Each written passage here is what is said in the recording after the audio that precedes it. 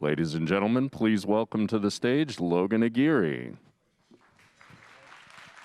Hello, everybody. Welcome to Biz 417's live Ladies Who Launch, our first ever virtual Ladies Who Launch. So glad you could be with us today. For those of you I don't know, I'm Logan Aguirre, President and Associate Publisher at Biz 417, and I am missing all of your faces today. I am so happy those that could join us here in the audience, our sponsors and our speakers.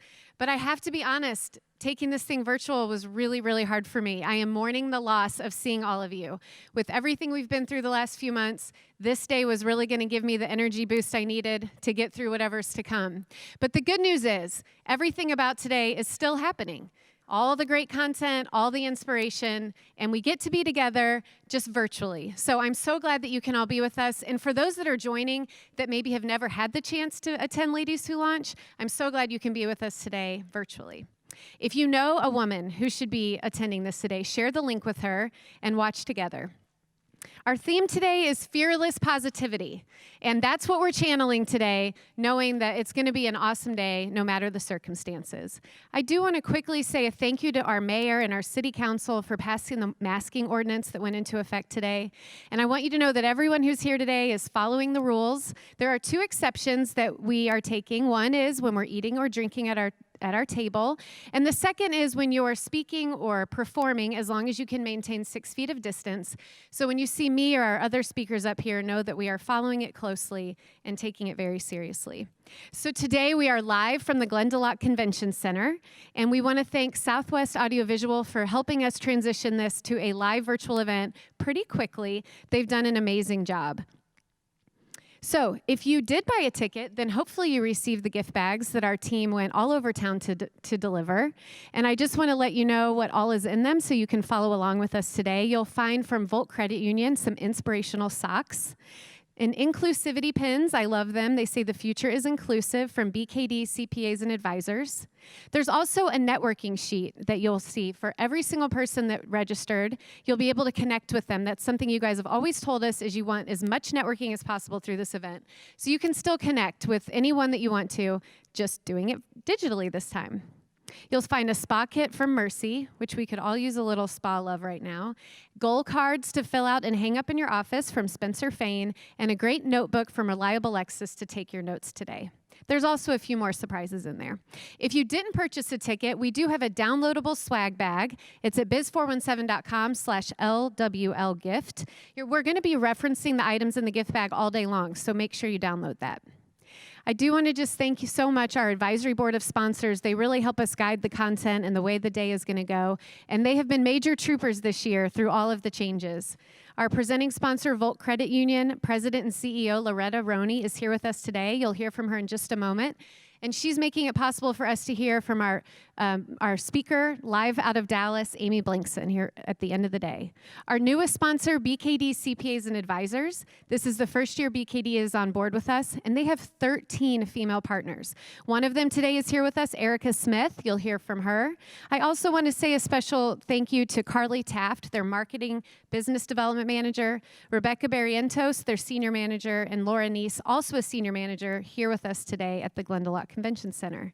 Back for a second year is Mercy. Karen Brown, their community engagement manager, is here today.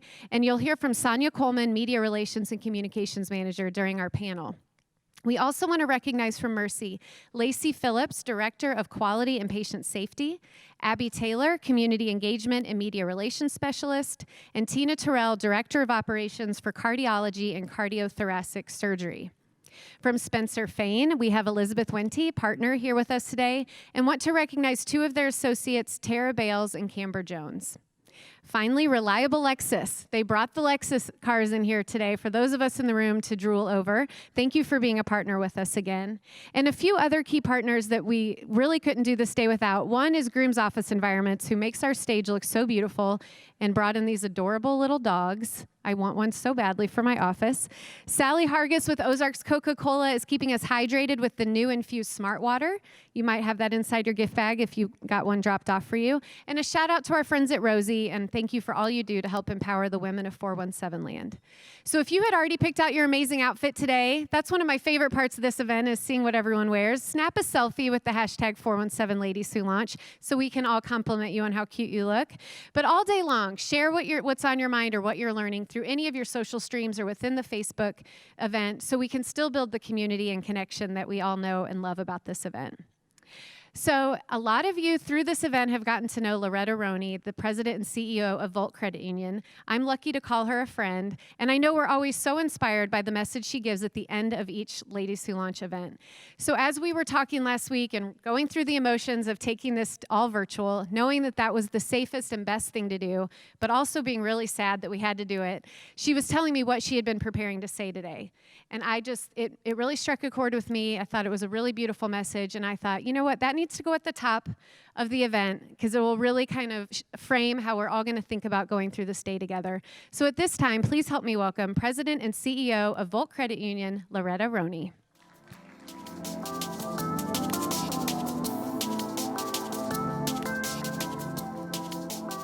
Good afternoon, everyone. I'm so excited to be here today, even though it's a little different. There's still a fantastic energy in the room. We are excited again to be the presenting sponsor of Ladies Who Launch for the third consecutive year. Every year, as we start to have conversations around this event, I'm always saying, what am I going to talk about this year? And it doesn't take us very long at Volt to figure out what we're going to do next. Our first Ladies Who Launch, we announced our new name, our new branding strategy, and we put Volt on the map. Last year, we were excited to reveal our new headquarters, and this year we have something very exciting to share as well.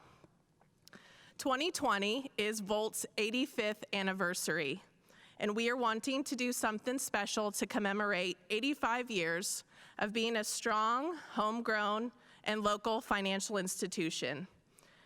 We don't have big headquarters and branches across several states. We are here in Springfield and have only been serving this community and the surrounding communities for the last 85 years, and we're pretty proud of that. For a while now, we've been looking to find ways to create a bigger impact in our community. And I can say now, with the help of our friends at the Community Foundation of the Ozarks, we have done just that. This year, Volt has started the Volt Foundation, so that not only can Volt share a part of our profits with the community, but that we can also invite our members and other people in the community looking for creative ways to create positive change and create impact in the communities in which they live and they work. I cannot think of a better time than now to start our new initiative, 85,000 Sparks.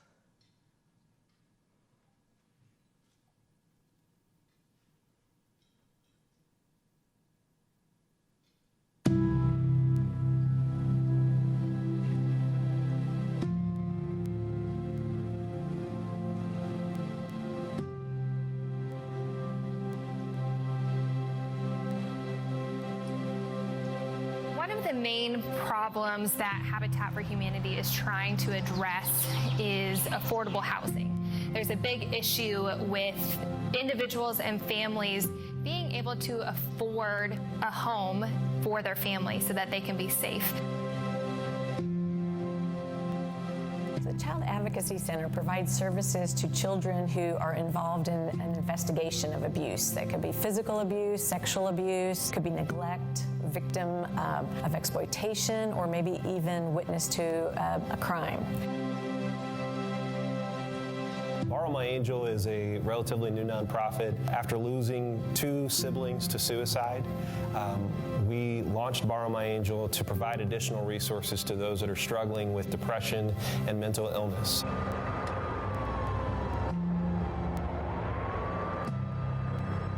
As we continue to grow our organization, we realize that this unfortunate pandemic of mental illness and suicidal crisis is just a problem that continues to grow.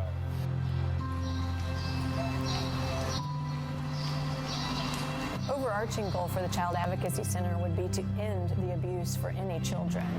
But when they walk through our doors, our hope is that we can get them out of the situation that they're currently in.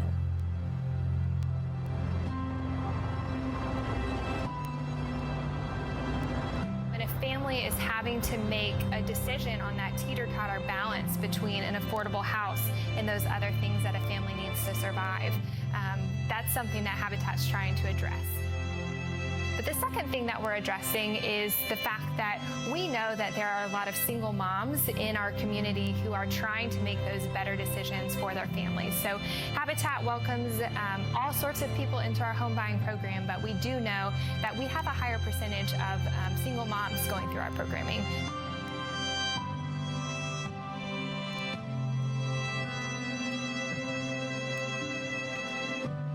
Habitat for Humanity is proud to partner with Volt Credit Union to help empower women, to build strong women, to build confident women, all for Habitat's Women Build program.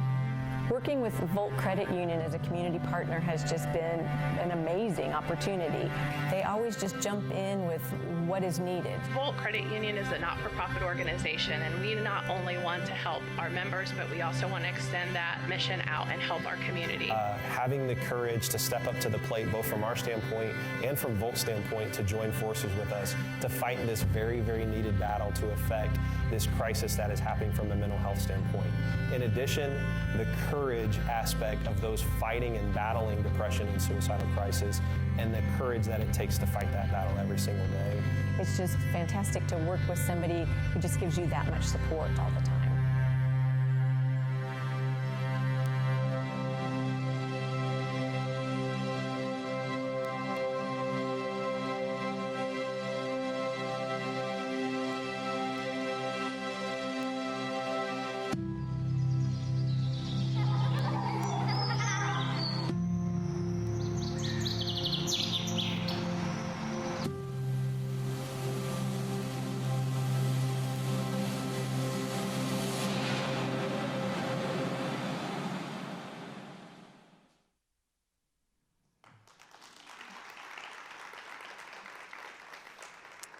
I am very, I'm very proud of the 85,000 Sparks initiative that we are rolling out and announcing to you all today. It is another reason and purpose behind what we do at Volt.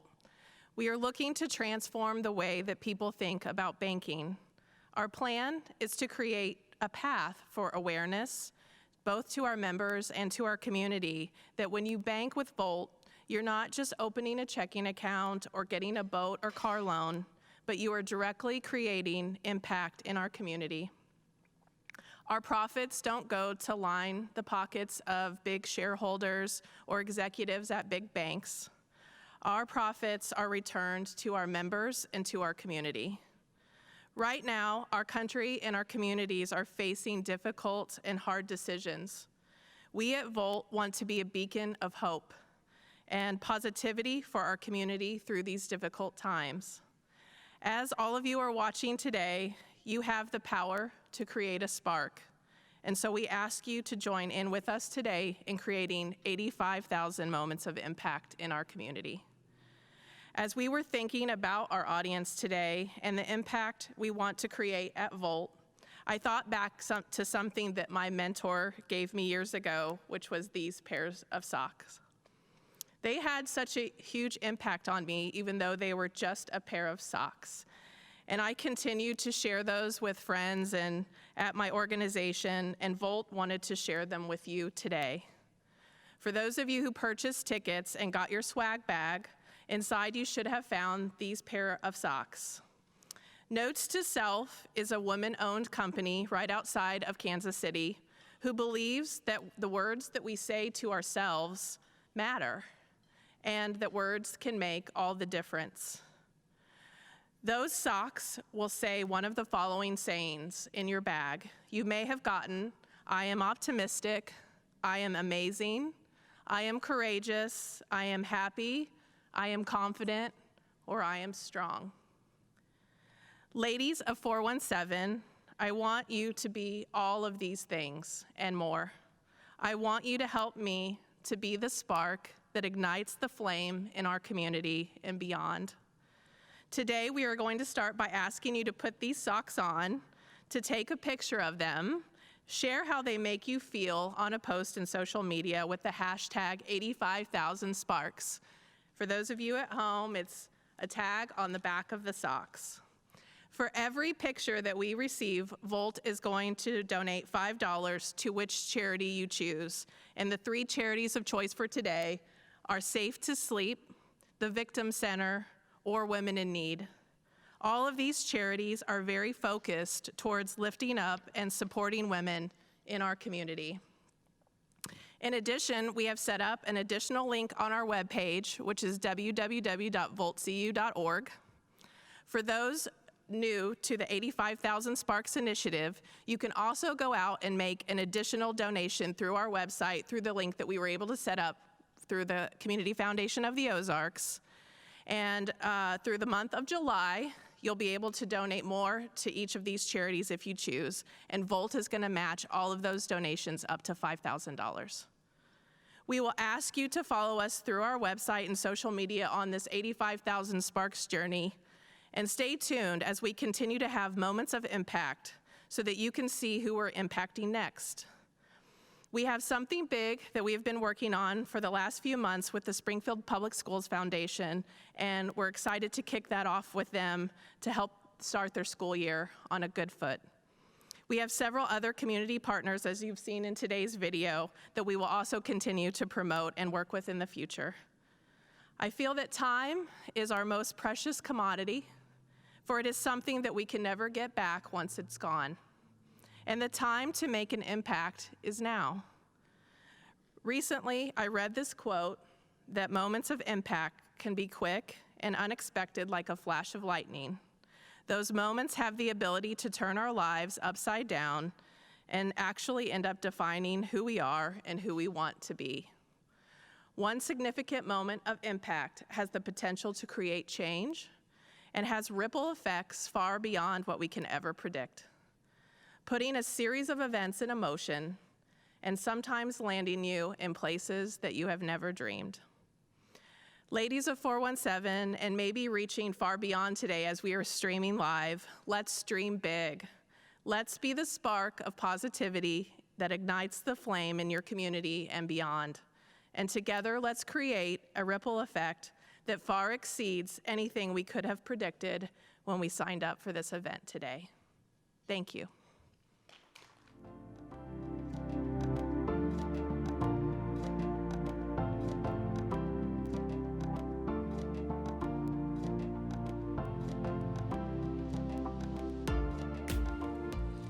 Well, good afternoon, ladies. It is wonderful to see you, and I am honored to be with you today. If there's anything that has been affirmed to me in 2020, it is that you can experience 2 very different emotions all at the same time. And today, while I'm so eager to learn from our speakers, as I know you are as well, I'm also so sad that I can't see all of our attendees and give everybody a hug or shake hands and meet some new friends. And so I just want to affirm to you that both of those emotions are valid, and that perhaps you are also feeling the same way today. So let's connect virtually during our time together. I'm going to have my laptop set up in back, and I want to see you commenting. As you're listening to the speakers, what stands out to you? What concepts may you be able to apply in your personal life or your professional life? What questions do you have? Say hi to some of your friends that you're seeing online, and I want to listen and connect with you and weave that into our story today. We do have a tight agenda, so we're going to jump right in. Our first segment is sponsored by the law firm Spencer Fane. Elizabeth Winty is a partner in the Labor and Employment Group at Spencer Fane. She is going to tell you a little bit about her organization and also introduce our first speaker. I've had the opportunity to work with Elizabeth in our community and call upon her expertise many times. I've also seen her in action as a mom of 2 very small, cute kids. Elizabeth is a natural connector, and she helps women launch every day in our community. Please help me welcome to the stage Elizabeth Winty.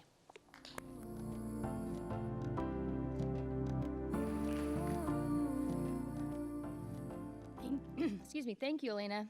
Lesson learned, my mother would be very proud of my large earrings, but they don't work so well with a mask. So just keep that in mind, everyone. As Elena mentioned, my name is Elizabeth Winty. I am a partner with Spencer Fane here in town. And before I jump into introducing our firm and our fantastic speaker, I would like to take a minute on behalf of our firm, and I would anticipate everybody here to thank 417. Pivoting to a virtual event was not an easy decision, I'm sure, but it was absolutely the right decision for our community, and they did it flawlessly. So please join me in giving them a round of applause for all of their hard work. So this is Spencer Fane's third year of sponsoring Ladies Who Launch, and it's always one of my favorite events. For those of you that have been attending this event for a while, you know, you've heard the spiel on our law firm. We are a full-service law firm, which means essentially we have attorneys in practice groups across the firm that can help with any issue that your business might encounter as we kind of face what we can say is a complicated world. We'll just leave it at complicated, okay? So I want to take just a few minutes to introduce a couple of our associates who are not able to be here today. Tara Bales and Camber Jones, who if you have participated in the past, you've heard me maybe embarrass them a little bit, make them stand up and wave at you. But Tara Bales is in our business litigation and labor and employment practice areas, and she really focuses her business litigation on complex contract and tort issues that kind of spread a variety of industries, including construction, retail, banking, manufacturing, and many other industries. As far as her labor and employment practice, Tara handles things from the initial investigation all the way through to a jury trial, and I have to give Tara a shout out. She, along with two of our other partners at Spencer Fane, just won a full defense jury trial in a labor and employment matter this year, which probably doesn't mean a lot to a lot of you, but it's not the easiest thing to do. So congratulations to them and to Tara on her good work. You'll probably also remember that Tara is our resident runner. She was scheduled to run the Brooklyn Half Marathon in May, which obviously did not happen. But I anticipate Tara will do many marathons and half marathons in the future and things that I would never, ever be able to do. So we look forward to seeing what she will accomplish in the future. Camber is in our financial services and banking group. Camber focuses her practice on loan structuring. I don't know anything about banking and financial services, so I have to read this part. Loan structuring, restructuring, bankruptcy, representing debtors and creditors both in and out of court, and insolvency matters. So Camber just welcomed her first daughter. You all might remember, I think I outed her pregnancy last year. But she just welcomed her first daughter, Daphne, and she says enjoying navigating motherhood, working motherhood in COVID. I don't know about you all, but that's not the word I would use for my experience. I am in our labor and employment group. As I mentioned, I am on the preventative side, so I really help employers try to stay out of litigation or stay out of trouble, or if they're going to get sued, put them in the best defensible position. So much of my day, have you all ever played the game Whack-A-Mole or Rapid Fire? That's what my days look like most days. So I learn something new every day, and it always keeps me on my toes. I am also mother to Leo, who will be 7 next week, and Ella Ann, who is 4, and they also keep me on my toes. I did learn a few things about myself the last few months. I'm apparently not a good kindergarten teacher, nor am I a good hairdresser. So don't come to me for those skills. Legal industry I can help you with, but not those. So I want to now turn to introduce you to our fantastic speaker, who I am just completely thrilled about, Miss Nancy Allen. As you all probably remember, I like to get to know the people that Spencer Fane sponsors, and Nancy was kind enough to take a call with me last week, and gracious enough to understand that I was multitasking. So I'm walking the dog, I have Ella Ann with me, and I'm talking on the phone to Nancy, and she was just like a warm cup of coffee. She was so gracious and so authentic and so understanding. I can't believe I haven't crossed paths with her before, because she is also a native to Springfield. But we were chatting, and one of the things that she said really struck me, and I want to share it with you all. I'm not going to get the quote exactly right. but she said something along the lines of, to have big goals, you gotta be a little crazy. And I said, yeah, you're right. And so then I started thinking, after I hung up the phone, what are my goals? And remember back in January when we all thought we were really put together and we pulled out our little calendars and our planners and we wrote all of our goals down? Do you know what my goal has been for the last few months? Survival, right? Head above water. And it made me really stop and think, I need to refocus. Like, don't throw 2020 away. Let's focus on, what have we learned, and reset our goals. So as we start to listen to Nancy talk about her path and her entrepreneurship and her big goals, let's stop and rethink what are our goals. So you should each have, I don't know where my card is. You should each have a card in your bag that talks about goal setting and setting measurable and achievable goals. And I encourage you to take that card and think about it as you're listening to Nancy after we chat with Nancy, and reset for 2020. Let's make the best of the last 6 months of this year with everything we have learned so far. And now I'm gonna tell you what they actually told me to tell you about Nancy, because I want you all to know this as well. Oh, do you wanna hand me that card? Sorry, I was prepared at one point. Here's a card, it's in your bag. So Nancy is a best-selling author. She practiced law, so she's also, maybe we'll call it a recovering attorney. Is that fair? Practiced law for 15 years here in the Ozarks. She was the assistant Missouri general attorney and an assistant prosecutor, and she prosecuted over 30 jury trial cases, which is a lot. She is just a jewel of the Ozarks. She also taught at MSU for 15 years, teaching classes on law. And she is an author. So she wrote the Ozark Mystery Series, which features Elsie Arnold. And she also wrote a #1 bestseller with James Patterson, co-authored it with him, called Juror Number 3. And for those of you that are virtual, you can't see the bags under my eyes, but I downloaded Juror Number 3 and I've been listening to it, and I go to bed early. I couldn't turn it off last night at about 11:45, so excuse the bags. It's fantastic. I highly encourage you all to listen to it. She's also working on her next book with James Patterson. So please help me give Nancy a very warm welcome to the stage.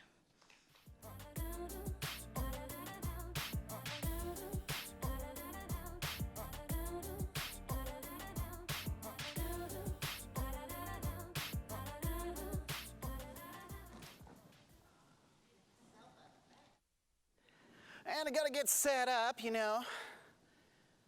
Let's do this.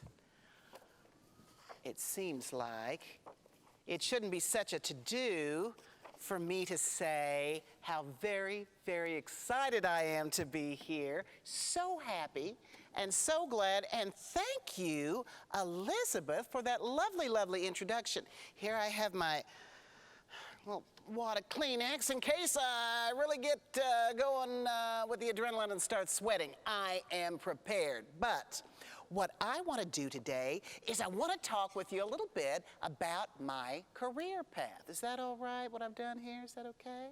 All righty. I'm going to talk about my career path. A lot of people, their career path is a straight line, like a shining, shining highway down the road. Mine has not been a straight line. I had a wavy line. My career path has had some very interesting twists and turns. Now, as Elizabeth told you, it's true that I am a lawyer.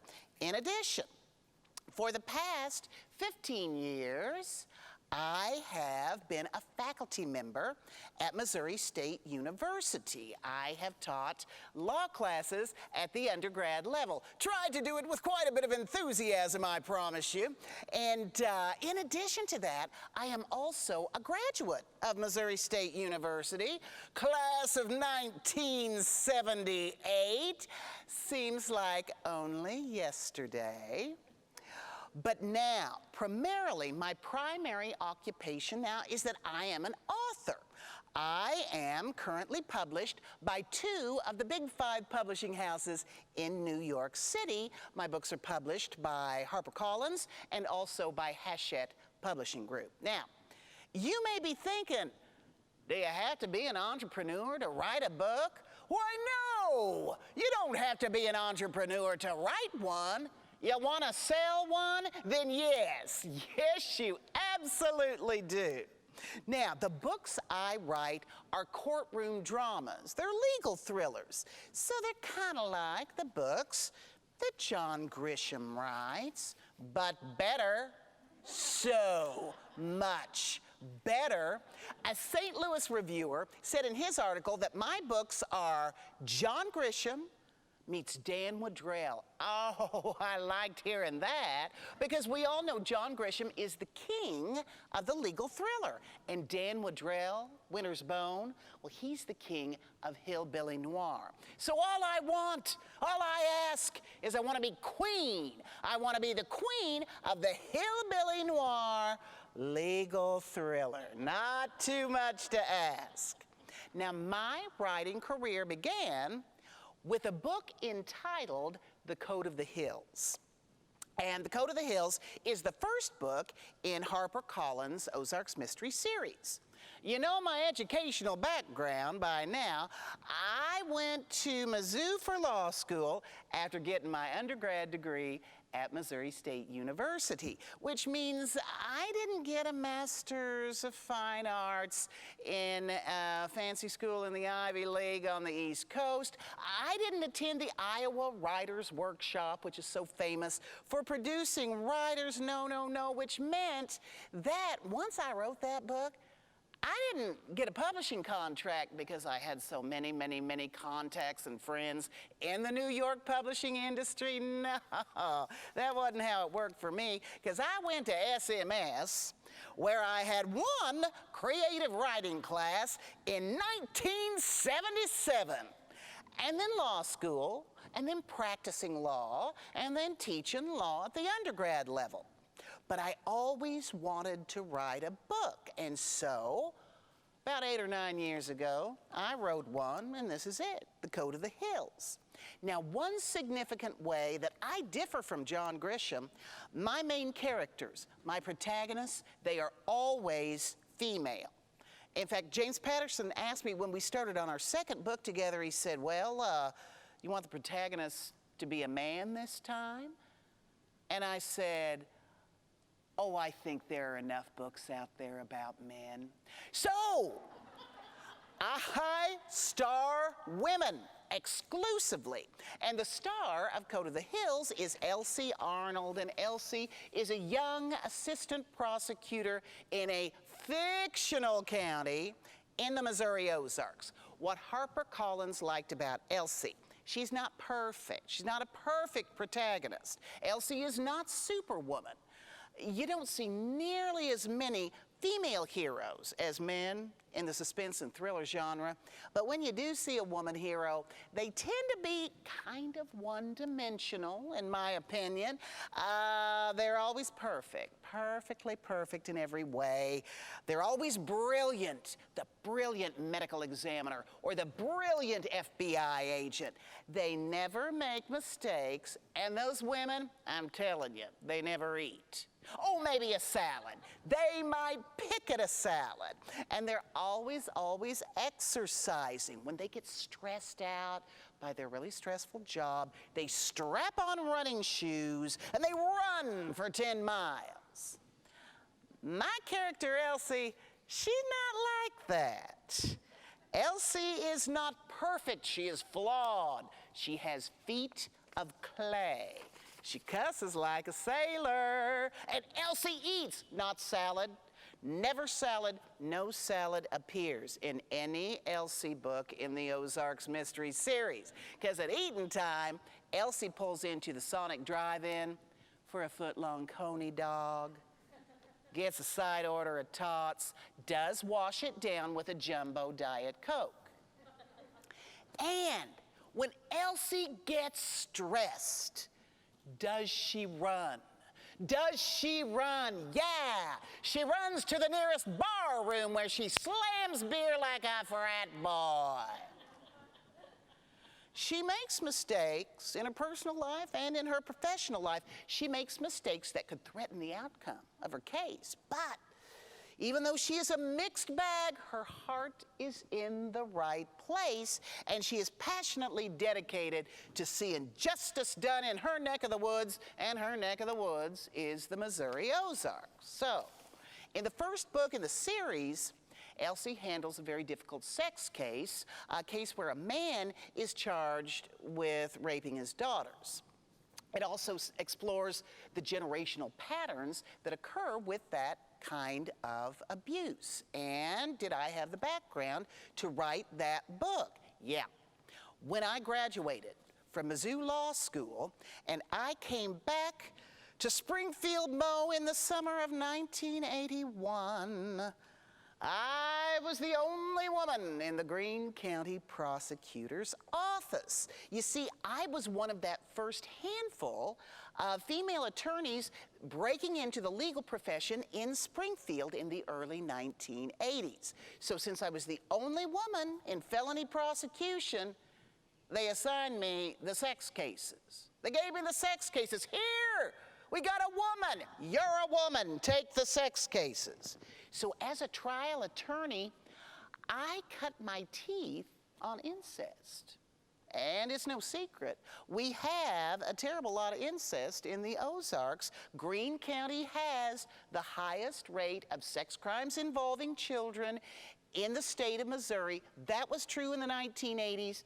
It's still true today. And I am so thankful for the good work that is done by the Victim Center, and so proud that they are one of the beneficiaries of this program today, because we need everything the Victim Center does.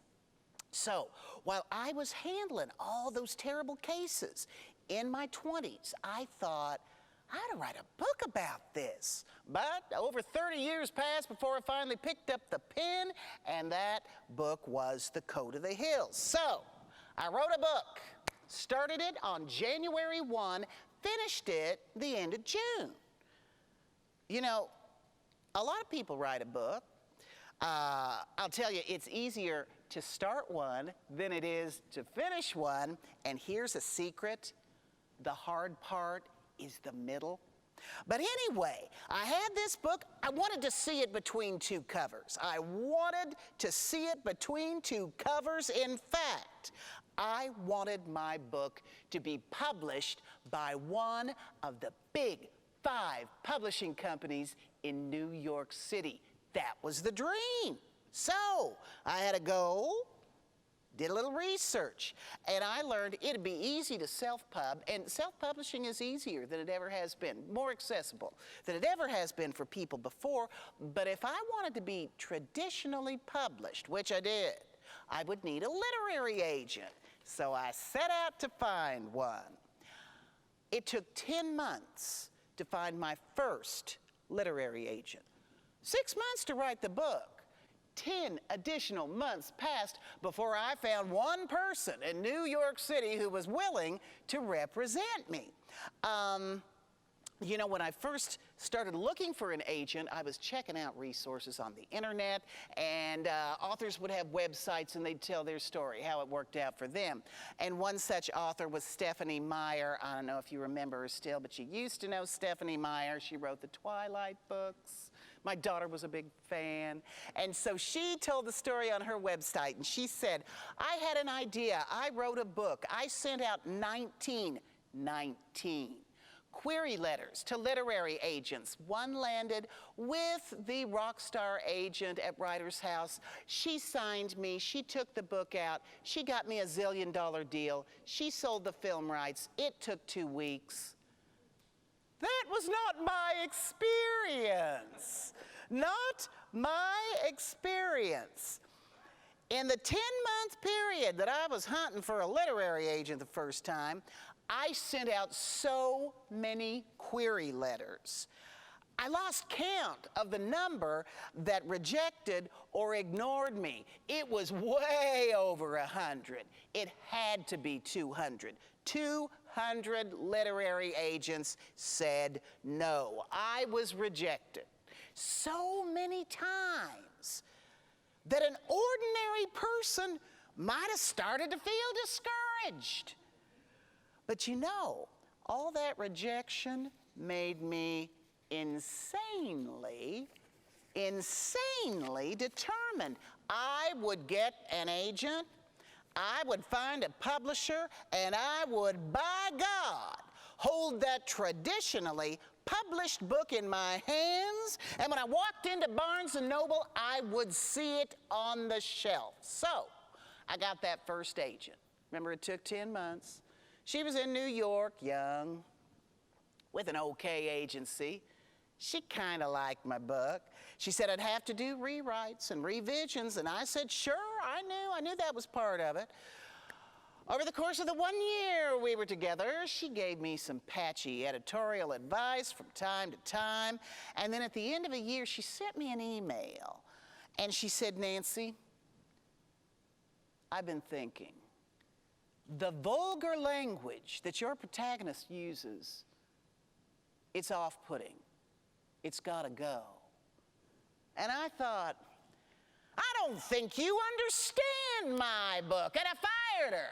I fired her that very day. And in so doing, I broke one of the many unwritten rules there are for writers. One thing is authors can never, never, never fire an agent, because what if you never find another one? Yeah, I took that rule. Boop! Okay, so I fired her. I drafted a new query letter, sent it out. I had a new agent in 2 weeks because I was getting the handle on some of this entrepreneurship, you see. So 2 weeks, I had a new agent, another New Yorker. She was one, she had some big name clients in mystery, and we worked together. We revised for a year. Ultimately, she took my book out on submission, and she did get an offer for a deal. Wasn't the New York Big Five, you see. So she got me an offer, but it wasn't the dream. What did I do? I fired that agent. I fired her. Came up with another query letter, sent it out 2 days later. I landed another agent, and she is my current agent to this day. I landed with Jill Marr. She is with the Sandra Dykstra Literary Agency. The Dykstra Agency is the powerhouse of the West Coast. So Jill and I worked on the book. Jill sent it out, and then it landed on the desk of a lovely young editor in New York. Her name was Trish Daly. Trish Daly was at HarperCollins, and Trish Daly loved Elsie. She liked the idea of the Ozark setting, liked the story. She liked my voice on the page. They talk about the author's voice. And so finally, I got an offer for a legal thriller series with one of the Big Five houses in New York City. I did it because I refused to be discouraged. So I had a series. That meant I had to write another book, and so I wrote the sequel, and the sequel to Go to the Hills was A Killing at the Creek. And in the sequel, Elsie gets her first murder case, and Elsie wants a murder case.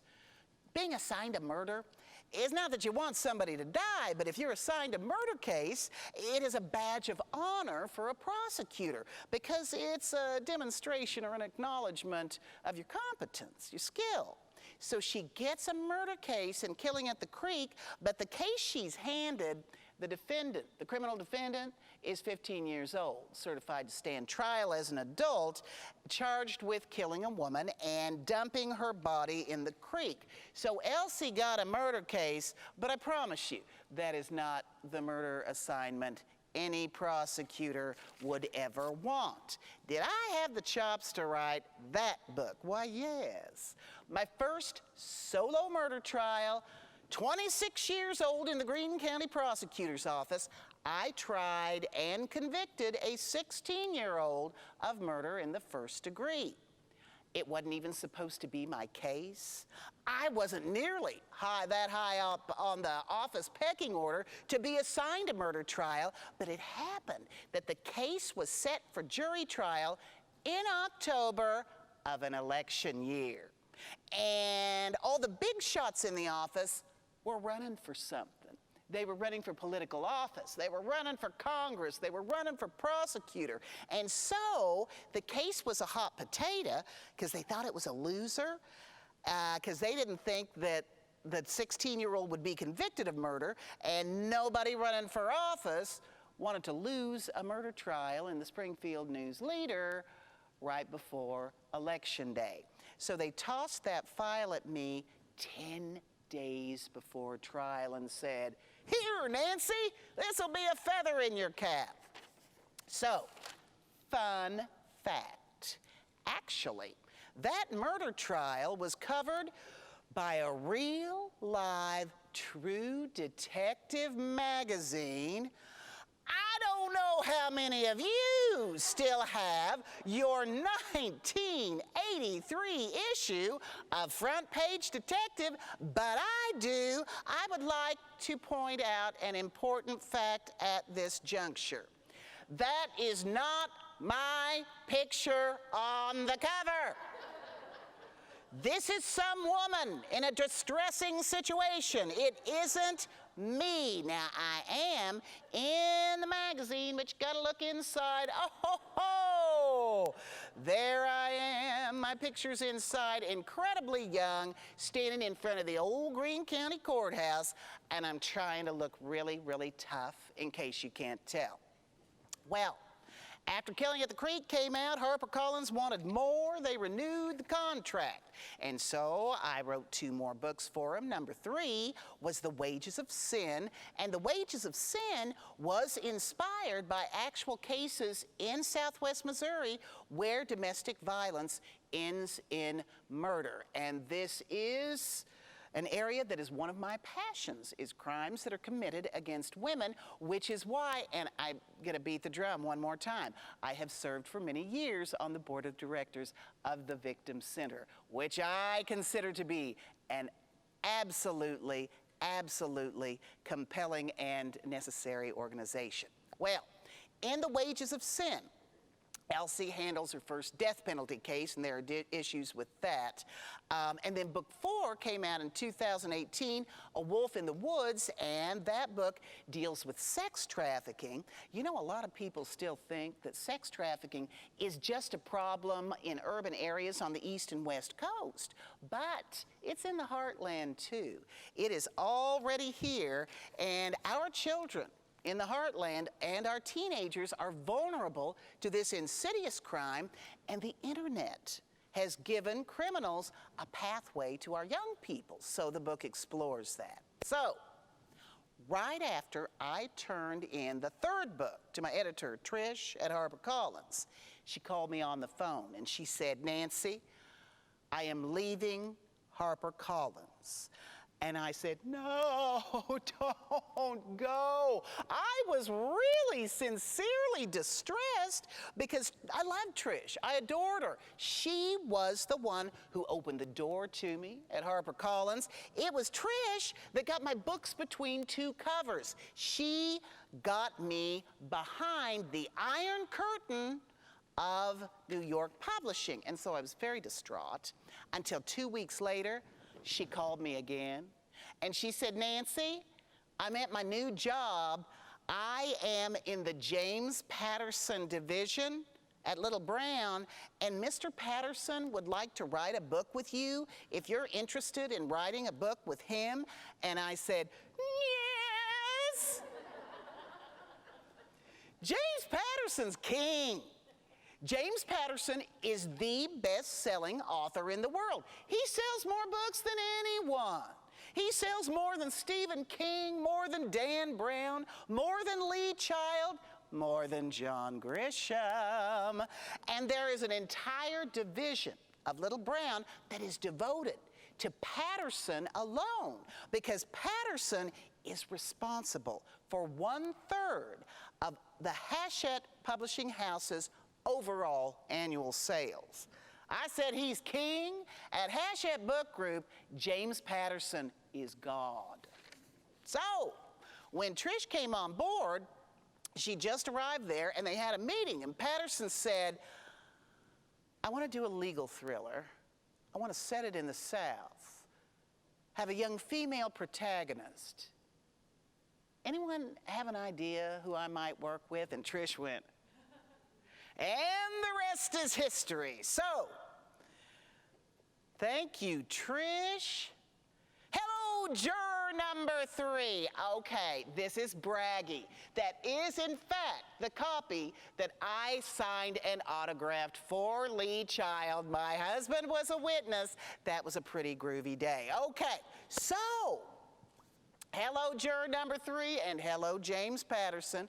Patterson and I, we worked on juror number 3 for a long time, and then even once it was complete and ready to go, Little Brown kept bumping around the publication release date because everything had to work around the president is missing that year, the Bill Clinton, James Patterson book. But finally the day came. Juror number 3 was released on September 10, 2018, and it instantly hit number 1 on the New York Times bestsellers list. Thank you. Thank you. I was a little bit crazy for, I don't know, there was something about getting my head around that, but I got used to the idea and I like it very much indeed. But really, it did kind of make me insane, like when you get what you always wanted and then you go, oh my gosh, how can I get my head around this? At any rate, lovely things started to happen, interesting things. I got a call from the publisher at Little Brown, who informed me that juror number 3 was the surprise hit of 2018 for Little Brown. And then I got a fan letter from President Clinton, who really, really liked the book. And then Seth Meyers was talking about the book on late night, and Seth Meyers said my name twice. Twice on late night, Seth Meyers. I think I'm in love with him. Okay, so then, one day after all that went on, I was at home, actually I was in the bathroom, and the phone rang and my son was there and he said, Mom, James Patterson's calling you on the landline. And I said, he is not. Stop it. Well, he was. He was. And he was calling because he wanted to suggest that we work together more and do another book. So, Jim and I call him Jim now. We wrote another book together in another legal thriller in 2019. It is entitled Power of Attorney. He's got a bunch of books to get out, so it's going to be released in 2021, I think in the summer. That's really hot when they let you go out in the summer. So grateful to hear it and glad to hear it. And currently, we are writing our 3rd legal thriller together right now as we speak, except of course that I'm here with you today, so I'm not doing a bit of work on it today. But anyway, it is a lovely, lovely partnership. And it seems like a long time ago that I was a woman with nothing but a dream and a manuscript who had 200 rejections from all those literary agents across America who would kill to represent me now.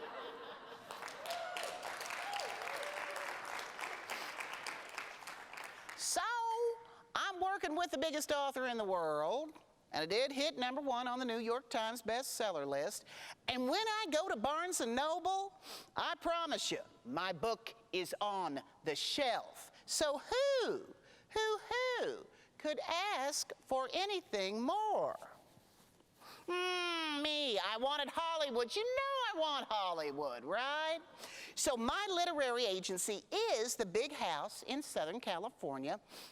So after Code of the Hills and Killing at the Creek came out, they told me that their Hollywood guy would be pitching it around town, and I was just ecstatic. And so I got in touch with the guy. His title is, he's my literary manager in Hollywood, and I said, tell me everything that's going on. I want to talk all about it, and he told me nothing. He gave me no information whatsoever, and he did give me a 1-sentence response, and it was this: I'll be in touch when there's news. Yeah, that didn't work for me. And so, you know, there are all these unwritten rules about being an author, about being an any enterprise, but I know the ones about being an author. There are all these unwritten rules that are so unempowering. And about pitching your work, you're supposed to be hands-off and never bother your reps. Don't you dare bother your reps. And you're just supposed to sit and wait and do as you're told. And like I said, that didn't work for me. And so I thought, you know, I know how to send an email. I'm good at it. I've got a lot of experience. And nobody can pitch my work better than me. So I wrote an email about Go to the Hills, and I'm going to tell you, friends, it was a hell of an email. And I thought, now, I've got this email. Where shall I send it? I want a TV series. And I thought, well, I like Game of Thrones because it was the big hit at that time.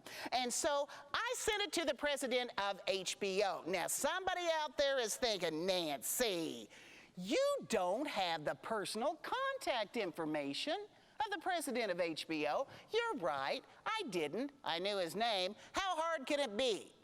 First name, last name at HBO.com. First initial, last name at HBO.com.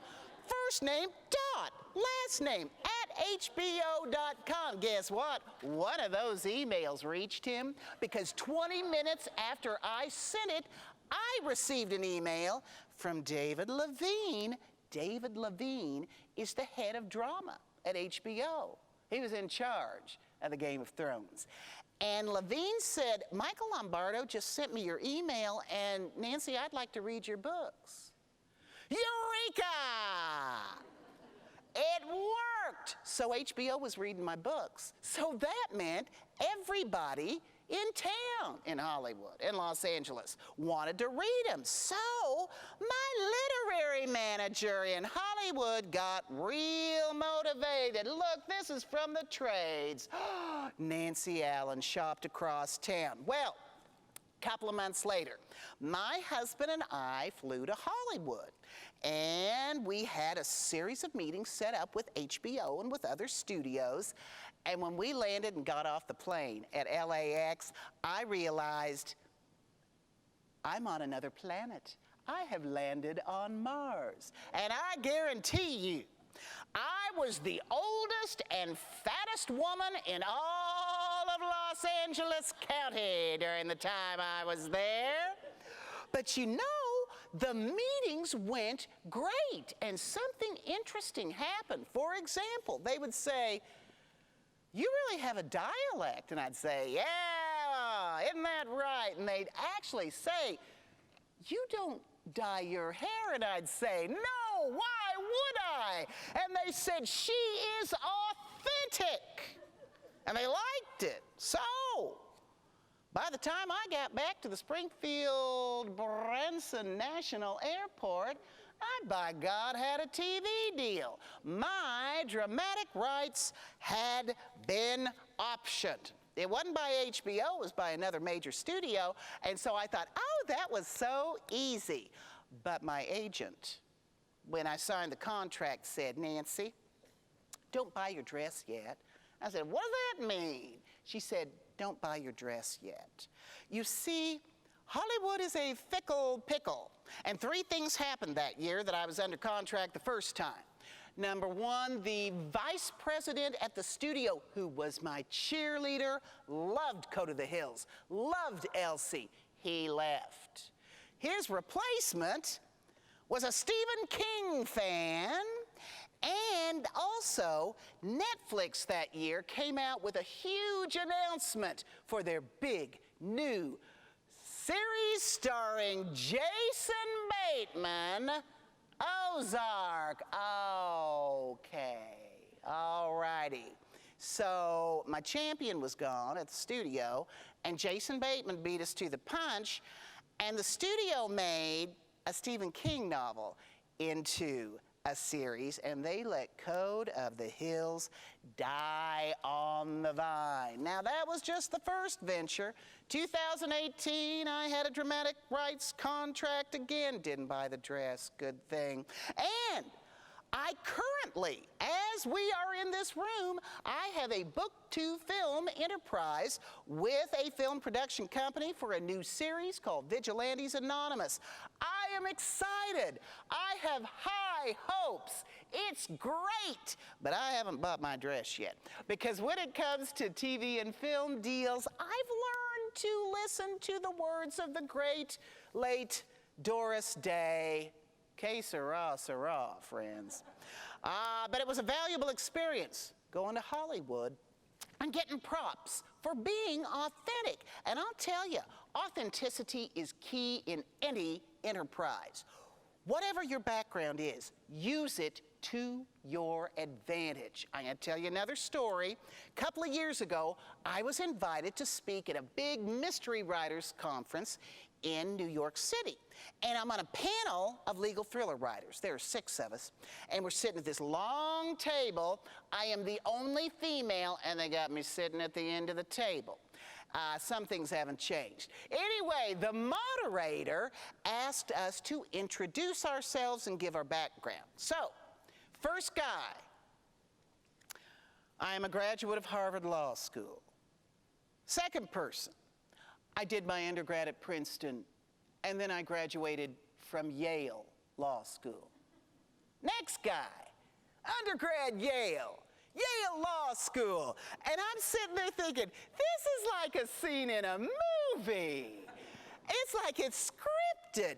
As they came down the table toward me, every one of those men were Ivy League, and they were spinning their pedigree like it was solid gold. And by the time they got to me, I knew exactly what to do. I took a breath and said, I'm Nancy Allen, and I am the product of public education. Mizzou Law School, Missouri State University, go Bears!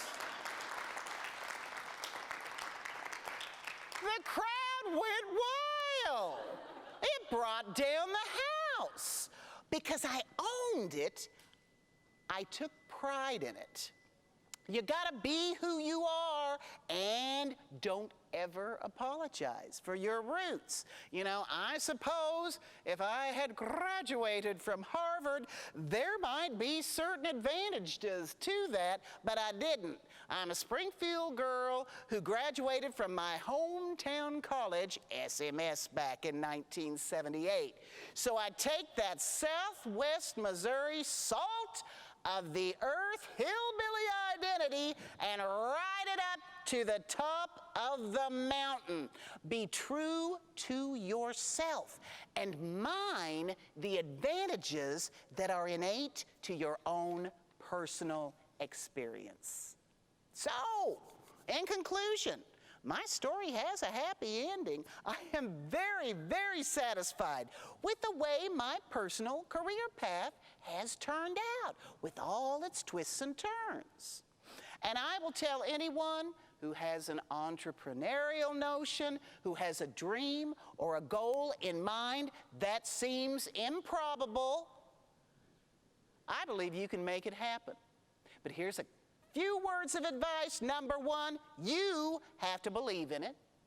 Number 2, you gotta work at it like crazy, even when it's not profitable in the early stages. Number 3, again, to tell you, authenticity, use your innate advantages. What do you possess that gives you the edge? Number 4, this I really, really, really believe, when the conventional rules are not working for you, you've got to be prepared to depart from them. Now, by rules, I don't mean the law. Everyone must obey the law. I am not a scofflaw. But I'm talking about unwritten rules. I'm talking about things that just aren't done. Sometimes you need to do those things. Email the president of HBO when nobody says you can't. And number 5, back to what Elizabeth told you from the get-go, you have to be a little bit crazy. You have to be so insane that you won't give up when any normal person would throw in the towel. Well, I want to tell you all how much I've enjoyed this. I want to wish each and every one of you good luck in business and in life. And let me tell you this, whatever that dream is, I am rooting for you. Thank you so much.